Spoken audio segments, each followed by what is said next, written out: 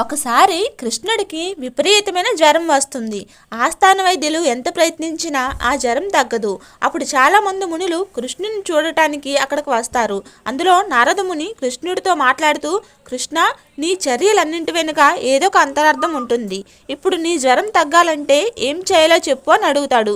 దానికి కృష్ణుడు, నా భక్తుల పాదధూళి ఎవరిదైనా తెచ్చి నా తలకి రాస్తే నాకు తగ్గిపోతుంది అని చెప్తాడు.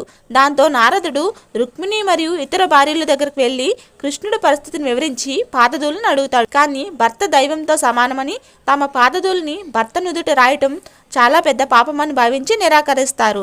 అప్పుడు నారదుడు గోపికలందరి దగ్గరికి వెళ్ళి కృష్ణుడి పరిస్థితిని వివరించి పాదధూళిని అడుగుతాడు. అప్పుడు గోపికలు తమ పాదధూళిని ఇస్తారు. ఇది కృష్ణుడి నుదుటిని రాస్తాను, మీకేం పర్వాలేదా అని అడుగుతాడు. అప్పుడు గోపికలు, కృష్ణుడు బాగుంటే మాకు అదే చాలు, మేమేమైనా పర్వాలేదు. పాదధూళి కృష్ణుడికి తలకి రాయగానే కృష్ణుడి జ్వరం తగ్గిపోతుంది.